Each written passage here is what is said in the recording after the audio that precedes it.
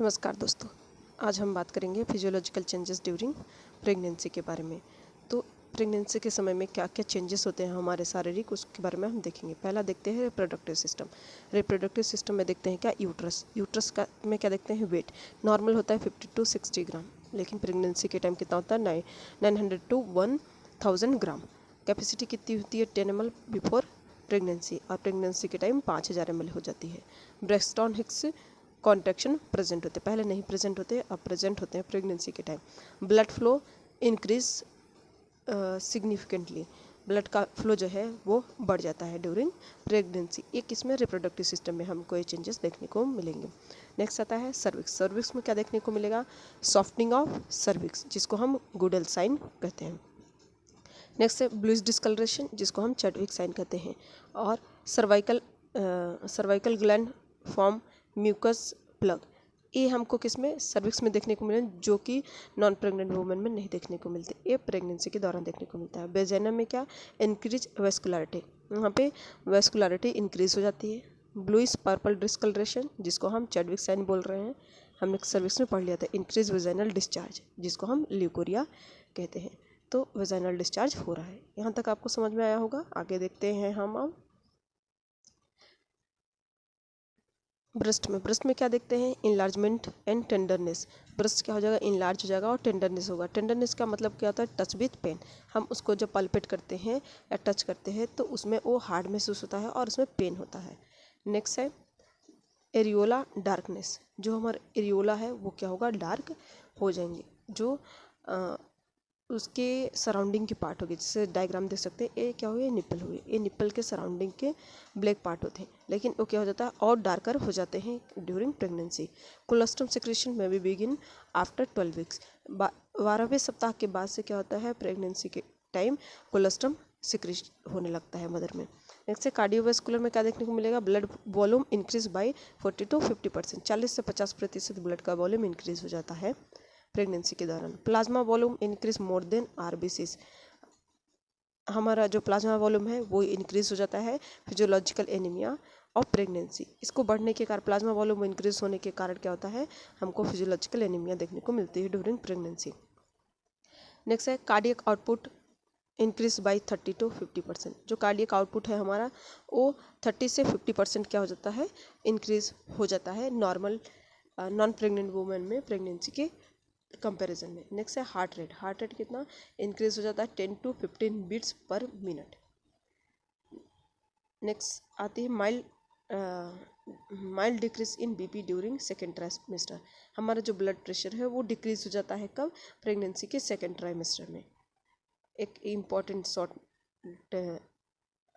Information का type है supine hypotension syndrome. Supine hypotension syndrome हम किसको कहते हैं, enlarge uterus compression inferior vena के बाद, जो हमारा क्या होता है यूट्रस होता है उसके इनलार्ज होने की वजह से हमारे सुपीरियर वेना के इन्फीरियर वेना के पे कंप्रेशन पड़ता है, जिसके कारण सुपाइन हाइपोटेंशन सिंड्रोम होता है। इसमें सिम्टम्स क्या हमको देखने को मिल सकते हैं, सिम्टम्स देखने को मिलेंगे डिजीनस यानी चक्कर, हाइपोटेंशन देखने को मिलेगा, बीपी हमारा कम हो जाएगा, ये सिम्टम्स दो दिखेंगे। और हम इसमें देख सकते हैं कि मैनेजमेंट, सुपाइन हाइपोटेंशन में हम मैनेजमेंट देखेंगे। मैनेजमेंट क्या देख सकते हैं हम, कि जैसे हम जब सुपाइन लेट रहे हैं तब हो रहा है हमें हाइपोटेंशन, उस कंडीशन में हम क्या करेंगे कि सुपाइन न लेट करके हम पेशेंट को सुपाइन पोजीशन ना दे करके हम उसको अगर पोजीशन उसका चेंज कर दें, जैसे कि मैनेजमेंट में हम देख रहे हैं लेफ्ट लेटरल पोजीशन, तो हम लेफ्ट लेटरल पोजीशन देंगे ताकि हम उसको क्या कर सके, प्रिवेंट कर सके हाइपोटेंशन को, जो सुपाइन हाइपोटेंशन सिंड्रोम है उसको। नेक्स्ट देखते हैं हेमेटोलॉजिकल चेंजेस। हेमेटोलॉजिकल चेंजेस में देखते हैं एचबी स्लाइटली डिक्रीज, हमारा एचबी डिक्रीज होने लगता है। डब्ल्यूबीसी काउंट इंक्रीज हो जाते हैं, बढ़ जाते हैं। क्लॉटिंग फैक्टर इंक्रीज हो जाते हैं। हाइपर कोगुलेबल स्टेट में क्या होता है, रिस्क फॉर थ्रोम्बोसिस, थ्रोम्बोसिस के कारण हमको हाइपर कोगुलेशन देखने को मिलता है। नॉर्मल एचबी कितना होता है, मोर देन, हमको अगर 10 से मतलब 11 से कम नहीं होना चाहिए, 11 से अधिक हो सकता है। फर्स्ट मतलब कि हमको 11 तक दिखता है किसमें, फर्स्ट और थर्ड ट्राइमेस्टर में, और हमको जो सेकेंड ट्राइमेस्टर है उसमें 10.5 ग्राम या उससे ज़्यादा देखने को मिल सकता है। नेक्स्ट है रेस्पिरेटरी सिस्टम। रेस्पिरेटरी सिस्टम में क्या देखते हैं, ऑक्सीजन कंजप्शन बढ़ जाता है। ऑक्सीजन कंजप्शन बढ़ जाता है नेक्स्ट टाइडल वॉल्यूम इंक्रीज हो जाते हैं। Diaphragm elevate about 4 centimetre. Diaphragm elevate होने के कारण हमारे लंग्स में प्रेशर पड़ता है, जिससे हमारा ऑक्सीजन कंजप्शन भी बढ़ जाते हैं, टाइडल वॉल्यूम इंक्रीज हो जाता है और हमको माइल्ड डिस्निया देखने को मिलता है। नेक्स्ट आते हैं gastro intestinal system. Gastro intestinal system में क्या देखेंगे, हमको नोजिया एंड वॉमिटिंग। हमको नोजिया वॉमिटिंग कॉमन देखने को मिलता है, जिसको हम मॉर्निंग सिकनेस के नाम से जानते हैं। गैस्ट्रिक मोटिलिटी डिक्रीज, हमारा जो गैस्ट्रिक मोटिलिटी है, कह सकते हैं कि पेरिस्टालसिस मूवमेंट वो डिक्रीज होता है, जिसकी वजह से हमें कॉन्स्टिपेशन देखने को मिलता है। Next constipation common. Heart burn हमको देखने को मिलेगा। गम कंजेशन एंड ब्लीडिंग, ये भी हमको गैस्ट्रोइंटेस्टाइनल में देखने को मिलेगा। यूरिनरी सिस्टम में क्या देखने को मिल रहा है, renal blood flow increase, GFR increase by about 50% बढ़ा हुआ दिखेगा हमें। Glomerular filtration rate.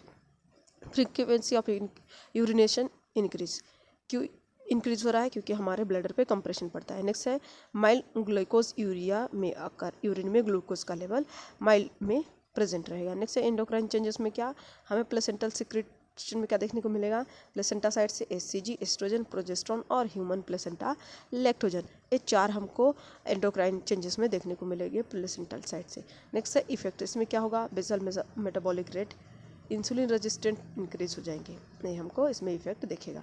Musculoskeletal system में क्या देखने को मिलेगा, रिलैक्सिंग हार्मोन, सॉफ्टन लिगामेंट्स देखने को मिलेंगे।